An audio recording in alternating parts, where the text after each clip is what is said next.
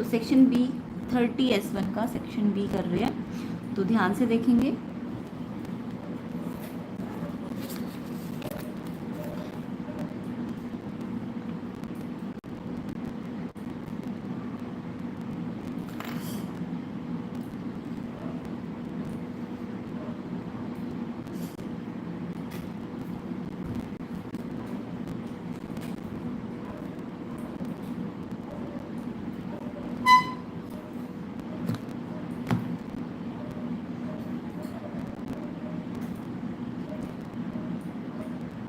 तो देखिए section B में फर्स्ट क्वेश्चन 21st क्वेश्चन देखेंगे। PQRS ट्रेपीजियम दिया है, PQSR के पैरेलल है, PQSR के पैरेलल है, M and N are 2 points on the non parallel side PS and QR।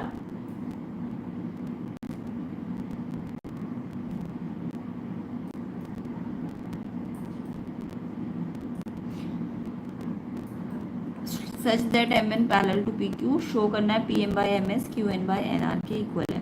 तो यहाँ पे ये क्वेश्चन NCERT का ही आया हुआ था आपका।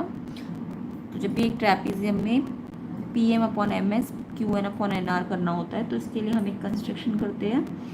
देखिए सबसे पहले तो PQRS एक ट्रेपीजियम दिया है, ट्रेपीजियम का मतलब PQSR के पैरेलल होगा, ये तो गिवन है कि नहीं। ट्रेपीजियम में तो ये वाला लाइन पैरेलल होता है। अब हमें प्रूफ क्या करना है, PM upon MS Q1 upon NR, ये प्रूफ करना था। तो इसमें कंस्ट्रक्शन की जाती है कि ये वाला जो डायगोनल है PR उसको ज्वाइन कर दो, और ये जब ज्वाइन करोगे तो ये MN को O पे इंटरसेक्ट करता है ना। अब यहाँ पे आपको क्वेश्चन में दे रखा था MN जो है पैरेलल है PQ की, ये आपको गिवन था। गिवन क्या है, एक MN PQ के पैरेलल है, ये गिवन है आपको। तो PQSR के पैरेलल है और MN PQ के पैरेलल है, तो ये MN और SR भी क्या हो जाएंगे, पैरेलल हो जाएंगे ना, ये भी पैरेलल हो जाएंगे। तो ये कंस्ट्रक्शन ध्यान से करनी थी। इसके बाद आपको यहाँ पे दिख रहा होगा एक ट्रायंगल बन रहा है ये वाला, जिसमें ये PM अपॉन MS आ सकता है। अगर मैं PPT लगा दूँ तो मुझे पता है ये पूरी लाइन अगर इसके पैरेलल है तो ये छोटी वाली लाइन MO PSR के पैरेलल हो जाएगी, तो MO SR के पैरेलल हो जाएगी। तो यहाँ पे देखो MO अगर ये OM है ना, अगर ये SR के पैरेलल है तो PPT लग सकते हैं, ये अपॉन ये अपॉन ये। तो ये क्या है P और ये क्या है O, तो यहाँ पे ना ये M है, ये S है और ये R है। PM upon MS PO upon OR, तो ये लग जाएगा, ये PPT है, ठीक है फर्स्ट। फिर आप ना, अब आपको ये वाला रेशो चाहिए तो आप ये वाला ट्राइंगल ले लो, ये वाला। यहाँ देखो ON PQ के भी पैरेलल है, तो यहाँ पे भी PPT लगा दो, ये अपॉन ये और ये अपॉन ये वाला ट्राइंगल लोगे तो ये अपॉन ये अपॉन ये है ना। तो यहाँ से PO upon OR QN upon NR के बराबर हो जाएगा। ये सेकंड, फर्स्ट और सेकंड को अगर मैं कंपेयर करूँ तो फर्स्ट एंड सेकंड से देखो ये दोनों में आ रहा है ना PO अपॉन OR, तो PO अपॉन OR अगर बराबर है तो ये भी आपस में क्या हो जाएगा, इक्वल हो जाएगा, प्रूफ हो जाएगा। तो ऐसे ये प्रूफ करना होता है। नेक्स्ट क्वेश्चन 7 - 3√5 ये रेशनल नंबर है, ये मैंने इतनी बार करा रखा है, इससे पहले वाली वीडियोस में भी करा रखा है, ये आप चेक कर लेना कैसे करा जाता है, ठीक है। इसको A/B मानना चाहिए, फिर √5 आपका सेपरेट करना पड़ेगा, ठीक है। तो ये क्वेश्चन मैंने बहुत बार करा रखा है, आप किसी भी PYQ में देखना ये क्वेश्चन मिल जाएगा आपको। क्वेश्चन 23 देखिए, अ cord is subtending an angle 90 at the centre of circle of radius 14, find the area of corresponding minor segment of the circle. एक कॉर्ड है जो 90 डिग्री बना रही है सेंटर ऑफ द सर्कल पे, फाइंड करना है area of corresponding minor segment of the circle. Set 3 standard का हो रखा है, चेक कर लीजिए। प्लेलिस्ट का लिंक मैंने डिस्क्रिप्शन में डाला है, प्लेलिस्ट सेक्शन में जाके चेक करिए, सारा करा रखा है। सेट 3 बेसिक का भी करा रखा है और सेट 3 स्टैंडर्ड का भी करा रखा है, आप चेक कीजिए। सेक्शन BCD आज कल तक हो जाएंगे। Find the area of corresponding minor segment of the circle. तो यहाँ पे हम डायग्राम बनाएंगे,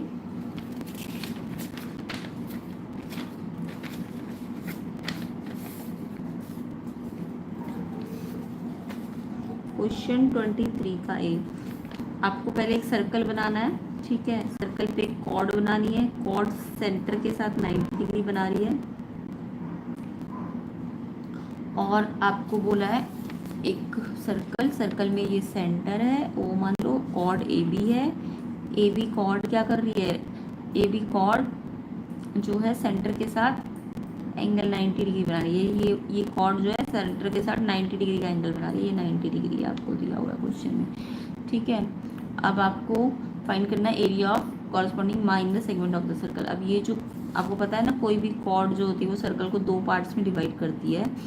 ये वाला पार्ट माइनर सेगमेंट होता है और जो ऊपर वाला बचा हुआ है वो मेजर सेगमेंट होता है। तो ये वाला पार्ट आपको निकालना है, माइनर वाला। कॉर्ड ने जो माइनर सेगमेंट का पार्ट बनाया ये। तो जब भी माइनर सेगमेंट का फॉर्मूला लगाते हैं, तो मैंने आपको बता भी रखा था पेपर से, जस्ट एक दिन पहले। सेगमेंट का फॉर्मूला होता है एरिया ऑफ सेक्टर माइनस में एरिया ऑफ ट्राइंगल। जब पूरे सेक्टर, ये पूरा सेक्टर है ना, ये पूरा यहाँ से यहाँ तक सेक्टर है हमारे पास, तो ये ट्राइंगल को हटा दोगे तो सेगमेंट बच जाती है। एरिया ऑफ ट्राइंगल क्या है, ए ओ बी। अब एरिया ऑफ सेक्टर पता है सबको, pi R square theta by 360 होता है, minus area of triangle A O B. Triangle A O B 90 degree यानी half into base into height हो जाएगा। अगर ये 90 डिग्री का ट्राइंगल है तो ये half into base into height से कर देना। अगर मैंने कहा था सेंटर पे 60 डिग्री का एंगल बनता है और ये इसके बराबर होती है, तो और कॉर्ड भी अगर इसके बराबर हो जाए तो ये इक्विलेटरल ट्राइंगल बन जाता है। तब फिर फॉर्मूला √3/4 आर स्क्वायर लगाया करो एरिया ऑफ ट्राइंगल का, ठीक है। अभी फिलहाल हम half into base into height, तो बेस और हाइट दोनों ही रेडियस है। देखो बेस भी रेडियस ही है, इस 90 डिग्री पे ये बेस है और ये हाइट है। 90 के अपोजिट तो हाइपोटेन्यूज होता है ना, ये तो हाइपोटेन्यूज है, तो ये बेस ये है और ये हाइट ये है, तो ये बेस भी रेडियस है और हाइट भी रेडियस है। तो pi R square theta by 360 minus half R square हो जाएगा। अब आर स्क्वायर दोनों में से आप चाहो तो कॉमन ले सकते हो, अंदर क्या बचेगा, पाई की वैल्यू रख दो 22/7। थीटा कितना बोला था, 90 डिग्री अपॉन में 360 माइनस हाफ आर स्क्वायर, तो मैंने कॉमन बाहर ले लिया। आर रेडियस इसको 14 दे रखी है क्वेश्चन में, कितनी दे रखी है रेडियस आपको 14 दे रखी है।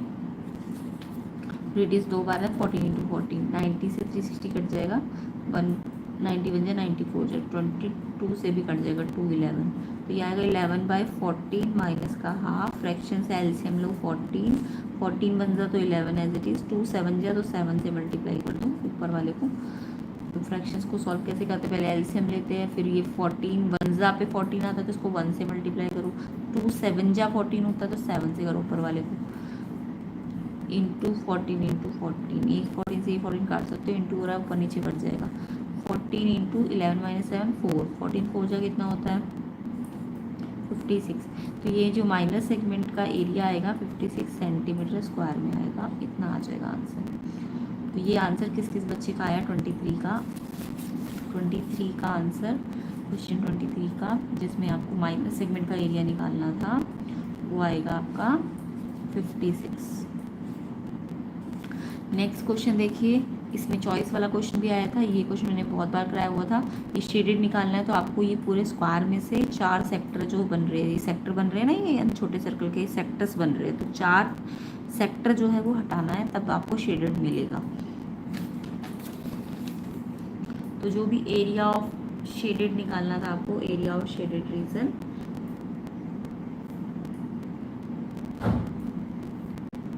क्वेश्चन 23 का चॉइस वाला क्वेश्चन है ये। कैसे निकलेगा, एरिया ऑफ स्क्वायर में से माइनस करना है एरिया ऑफ सेक्टर भी बल्कि क्वाड्रेंट ही बना लेना, 90 स्क्वायर है ना ये, क्योंकि उन्होंने बोला है कि ये एक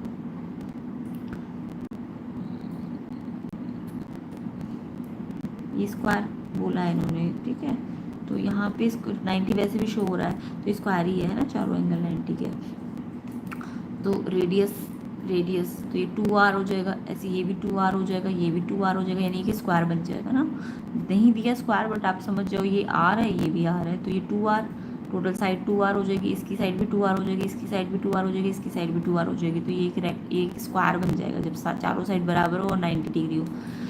तो एरिया ऑफ स्क्वायर में से मेरे को एरिया ऑफ सेक्टर बल्कि 90 डिग्री बनाता है तो उसको क्वाड्रेंट कहते हैं, पता है ना, एरिया ऑफ क्वाड्रेंट हटाना पड़ेगा।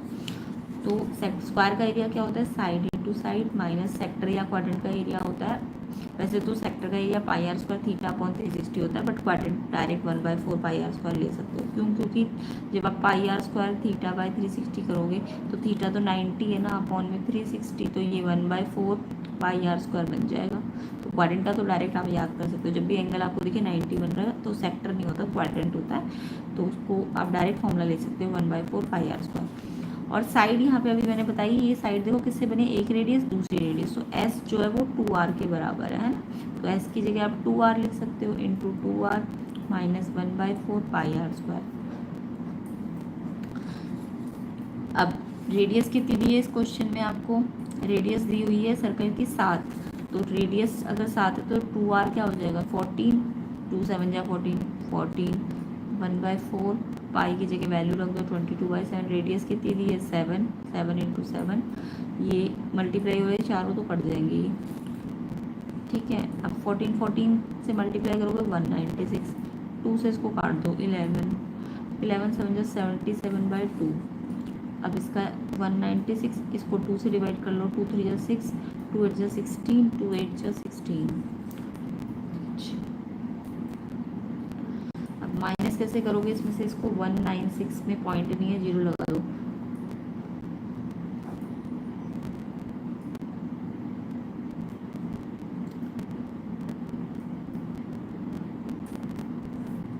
बाकी कैलकुलेशन अपनी देख लेना, कहीं हल्का फुल्का मिस्टेक हो तो कैलकुलेशन चेक कर लेना। मेरे हिसाब से 157.2 सेंटीमीटर स्क्वायर आंसर आना चाहिए। तो ये तो सिंपल सा इक्वेशन दिख भी रहा था मैं, ये स्क्वायर है, स्क्वायर में से देखो ये एक क्वाड्रेंट, ये दूसरा क्वाड्रेंट, ये तीसरा क्वाड्रेंट, चौथा क्वाड्रेंट, 4 क्वाड्रेंट। अच्छा मैंने तो एक ही क्वाड्रेंट लिया ना, यहाँ 4 से मल्टीप्लाई भी तो करना है, यहाँ पे सही करो, कितने कितने क्वाड्रेंट माइनस करने हैं, 4 क्वाड्रेंट माइनस करने हैं, तो 4 से मल्टीप्लाई भी करना है, 4 से 4 कट जाएगा, तो ये 4 वाला तो हट ही जाएगा ना।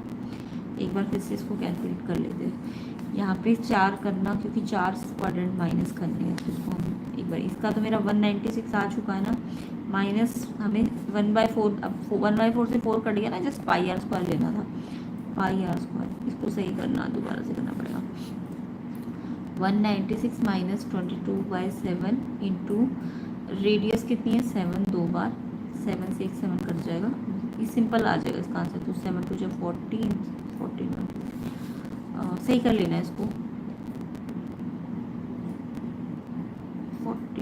42 आना चाहिए, ओवरऑल पूरा आंसर आ जाएगा सेंटीमीटर स्क्वायर, 42 सही करना, ये नहीं आएगा आंसर, क्या आएगा 42। यहाँ पे हमने 4 नहीं लिया था ना, कितने क्वाड्रेंट बने हुए थे, ये 4 क्वाड्रेंट बने थे, 4 क्वाड्रेंट का मतलब अगर एक क्वाड्रेंट 1/4 होता है सर्कल का, तो 4 मतलब पूरा सर्कल बन जाएगा ना, तो सर्कल का एरिया माइनस करना ना, ये ठीक है 196, बट इसमें से सर्कल एक, क्योंकि 4 क्वाड्रेंट एक सर्कल बना देंगे, तो सर्कल का एरिया आपको माइनस करना था, तो यहाँ पे आपका आंसर 42 सेंटीमीटर स्क्वायर आएगा, इसको करेक्ट कर लेना 42 सेंटीमीटर, तो ये एग्जैक्ट आंसर है, ये 196 है एंड इसे आंसर कर दिया 14 15, इसको माइनस कर लो, 42 आंसर जिनका आया है उनका आंसर ठीक है, 23 का बी का। नेक्स्ट क्वेश्चन देखते हैं, ये क्वेश्चन थोड़ा सा अलग सा था,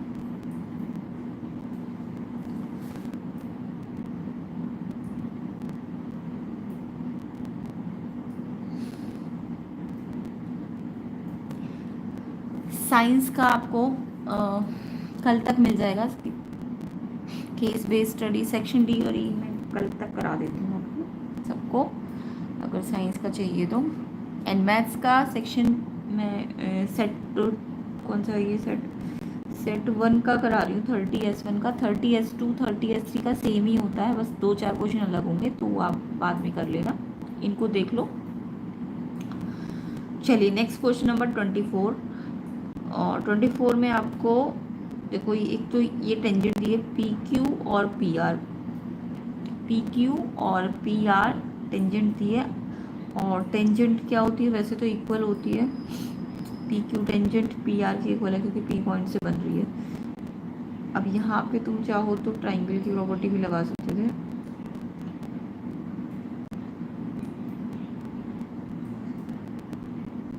लेकिन ये क्वेश्चन एक और तरीके से हो जाएगा,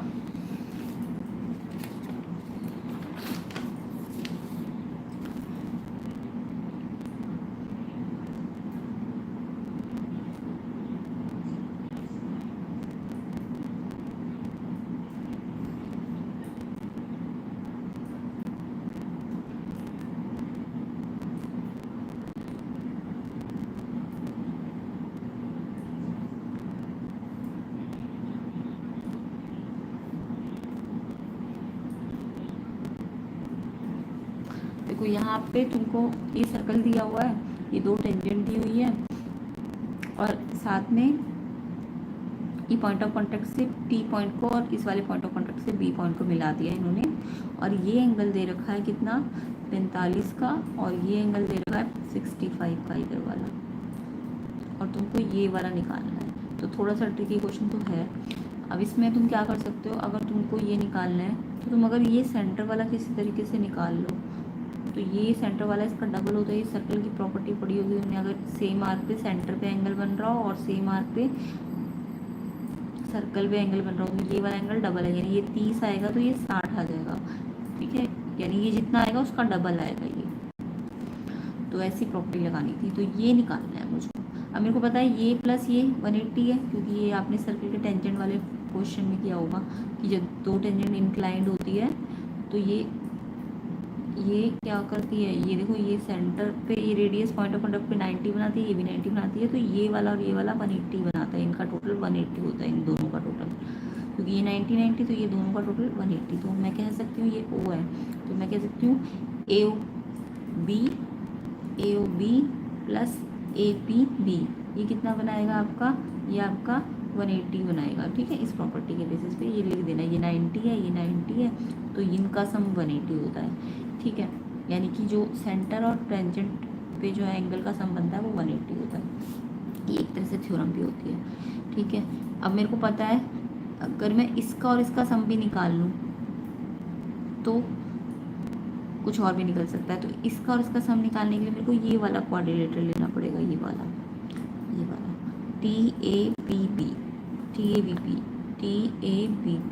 TABB में देखो T और P का अगर मेरे को सम निकालना है तो ये वाला पूरा एंगल लेना पड़ेगा और ये वाला पूरा एंगल, क्योंकि चार एंगल है, एक ये और एक ये। तो ये वाला एंगल कैसे बना है, देखो ये 45 है तो ये 135 आएगा सप्लीमेंट्री करके। अगर ये पूरी एक लाइन है, ये 45 बना रहा है तो इधर वाला तो 135 आएगा, तो इसमें 135 लिख सकते हो। सेम ऐसी ये अगर 65, ये इधर 65 बना रहा है तो ये वाला कैसे आएगा, इसको भी 180 में से 65 को माइनस कर दो तो ये आएगा आपका 115 आ जाएगा, ठीक है, इक्वल टू 360। क्वाड्रिलेटरल है तो TABP क्वाड्रिलेटरल है तो ये आ जाएगा आपका 360। अब यहाँ से T प्लस P आ जाएगा, निकाल लो, 360 में से इन दोनों को प्लस करके माइनस कर दो, 5 में 10, 4 1 5, 1 1 2, 250 माइनस करूँगी तो आएगा 0 0 110। T प्लस P 110 आ जाएगा और ये आया आपका 180,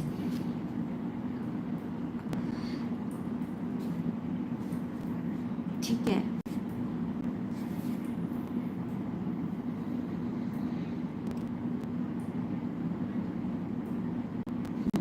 ये दो इक्वेशंस का आपको यूज़ करना है। अब इससे आप क्या कर सकते हो, AOB APB 180। अब आपको पता है, अभी मैंने आपको बताया AOB जो है, AOB ये वाला एंगल AOB ये डबल ऑफ ATB होना चाहिए, क्योंकि मेरे को ATB चाहिए ना, तो मेरे को ATB लाना ही पड़ेगा किसी न किसी तरीके से।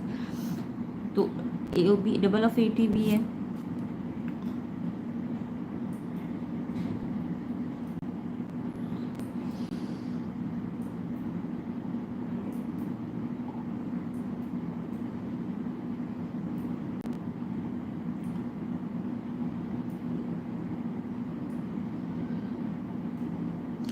और AOB में यहाँ से कैसे निकाल सकती हूँ, 180 माइनस APB, 180 माइनस APB कर सकते हैं यहाँ से ना। AOB की जगह हमने क्या निकाल दिया, 180 minus APB equal to 280B। अब 180 माइनस APB का मतलब P से है ना, P से P यहाँ से निकाल लो, P आएगा 110 minus T, 110 minus angle T equals to 280B। अभी क्वेश्चन सिर्फ टी में आ गया, ATB का मतलब टी ही है ना। 180 minus 110 70 minus minus plus angle T को ATB बोल दो, इक्वल टू 280B। और 280B यहाँ माइनस होगा तो 180B बचेगा ना, 2 में से ये 1 माइनस होगा तो 180 भी 70 आएगा इसका आंसर। 70 आंसर है। 80 भी निकालना था, 70 आएगा इसका। ठीक है, तो पहला तो हमें ये क्वाड्रिलेटरल दिख रहा है एक, ये इसमें ये प्लस ये कितना आएगा, ये हम क्वाड्रिलेटरल की प्रॉपर्टी लगा के कर सकते हैं। ये और ये निकालना है तो ये पूरा लेना पड़ेगा क्वाड्रिलेटरल का। ये कैसे, ये 45 से 135 आ जाएगा। ये कितना आ जाएगा 115 इक्वल टू 360। अब ये टी प्लस पी आ जाएगा तुम्हारा 110। फिर ऐसे तुम ये वाला जो अभी मैंने ये वाली प्रॉपर्टी बताई थी, ये प्लस ये 180 होता है। अब मेरे को क्वेश्चन में ए पी बी मैं यहाँ से निकाल सकती हूँ ना। मेरे को ए ओ बी नहीं चाहिए, तो मेरे को ए ओ बी को पहले मुझे ए ओ बी पता है, ए टी बी के साथ क्या है, डबल है। उसके बाद मैंने ए ओ बी को क्या किस में रिप्लेस कर दिया, ए पी बी में। 180 इसे यहाँ से A O B 180 minus A P B, और फिर ये ऐसे रहने दिया क्योंकि ये तो निकालना है। फिर ए पी बी को भी यहाँ से टी में रिप्लेस कर दिया। ए पी बी क्या है, 1 माइनस 10 टी, और फिर ये टी में ही इक्वेशन बन गई। तो ए टी भी आपका 70 आ जाएगा। 70 आंसर आना चाहिए इसका। इस बच्चे का आंसर 70 आया उनका। ठीक है, ए टी भी निकालना था, 70 आएगा। 25 क्वेश्चन तो सिंपल सा एनसीईआरटी का है। आंसर बताना कमेंट करके क्या लिख के लाए हो 25 में।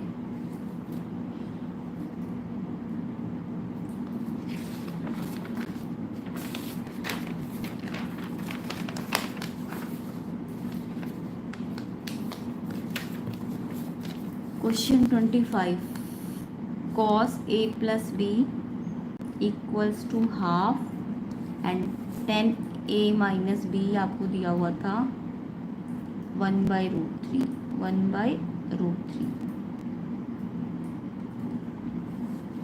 तो यहाँ से पहले देखो, जब भी ऐसा हो cos, ये इसको थोड़ी देर पहले थीटा मान लो, cos थीटा हाफ है, तो आप कैसे थीटा निकालते हो, इस थीटा को तो एज इट इज रहने दो। यहाँ कॉस है ना, तो इसको भी कॉस में बदलो। कॉस कब हाफ होता है, कॉस कितने पे हाफ होता है, यहाँ कॉस है तो इसे इस नंबर को भी कॉस में बदलो। कॉस का टेबल याद करो, कॉस 60 पे हाफ होता है ना। तो यहाँ से क्या होगा, कॉस से हट जाएगा, यानी ए प्लस बी किसके बराबर आ जाएगा, 60 के। ए प्लस बी हाफ नहीं है, ए प्लस बी देखो कॉस के साथ था, तो यहाँ भी कॉस लाने के लिए cos 60 लिखना पड़ेगा, क्योंकि कॉस है तो यहाँ भी कॉस बनाओ। कॉस कब होता है, हाफ, जब cos 60 होता है। अब a प्लस बी 60 आ जाएगा। सेम ऐसे यहाँ करो, यहाँ 10 है, इसको भी 10 में बदलो, तो 10a माइनस बी, ये 10 कब होता है, जब 10 30 होता है, तो a माइनस बी 30 आ जाएगा, a माइनस बी 30 आ जाएगा। अब ये दो इक्वेशन है, दोनों को एक साथ ले लो, a minus B equal to 30। Elimination से b से b प्लस माइनस से कट सकता है, काट दो। अब a प्लस होकर 2a हो जाएगा, 60 और 30 90 हो जाएगा। a निकालने के लिए 2 से डिवाइड करना था, 45 आ जाएगा। और फिर इसमें या तो इसमें रख दो या इसमें रख दो a की वैल्यू, a plus B equal to 60 वाले में रख देती हूँ। a की जगह 45, b निकालना है, तो b आ जाएगा 60 में से 45 को माइनस करके 15, तो b 15 और a 45 आ जाएगा।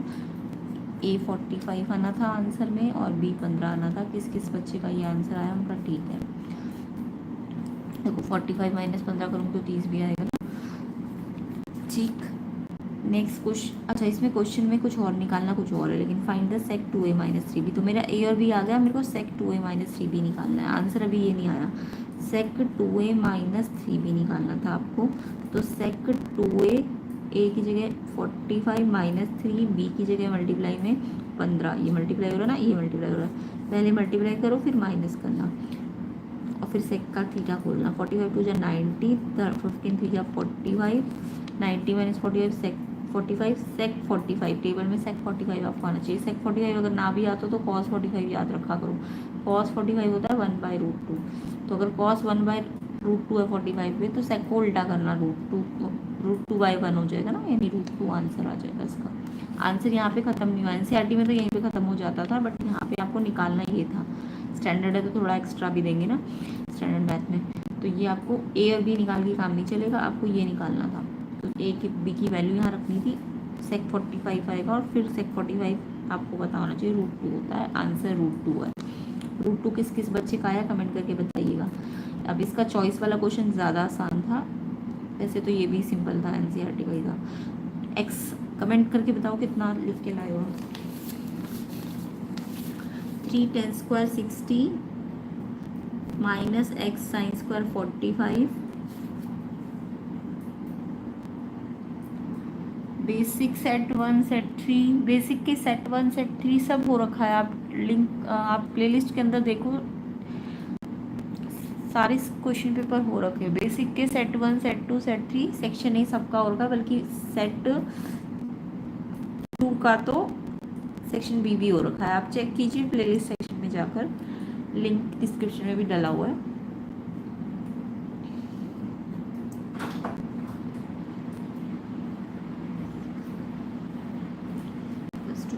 cosec square 30 degree.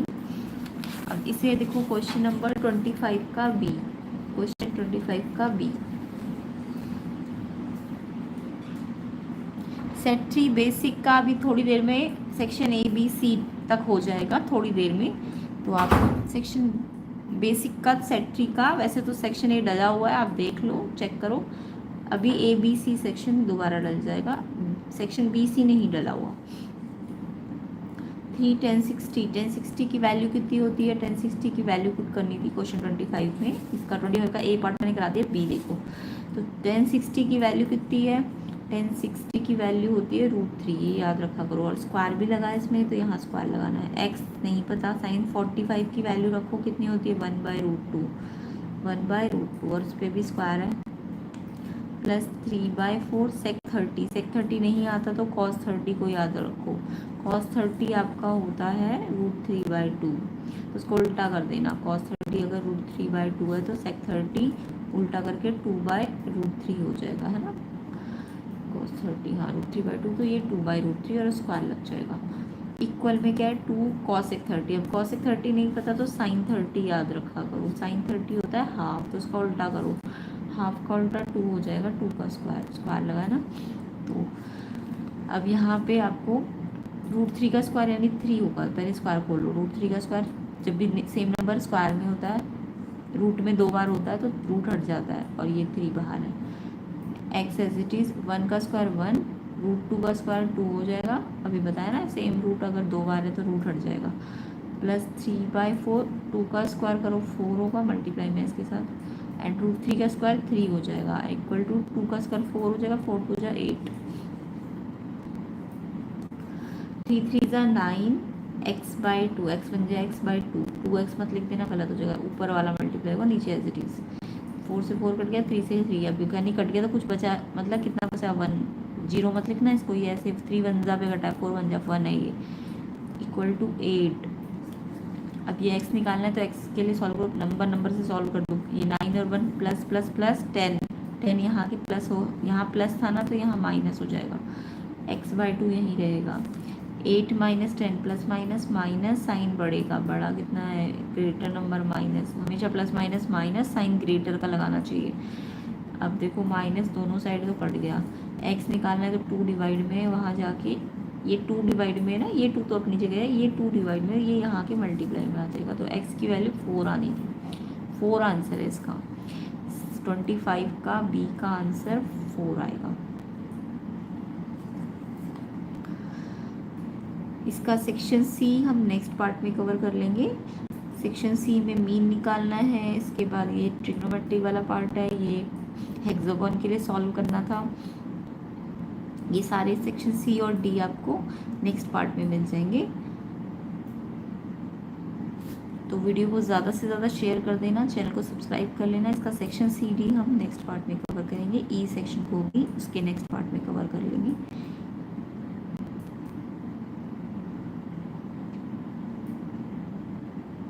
तो ये सब क्वेश्चंस को आपको जो नेक्स्ट ईयर अगर कोई बच्चे सीबीएसई बोर्ड की प्रिपरेशन कर रहे हैं उनके लिए इंपॉर्टेंट क्वेश्चन पेपर है, उसको अच्छी तरह से प्रिपेयर कर लीजिए, और बच्चे भी नेक्स्ट ईयर वाले। तो इसका सेक्शन सी डी ई हम नेक्स्ट पार्ट में कवर करेंगे।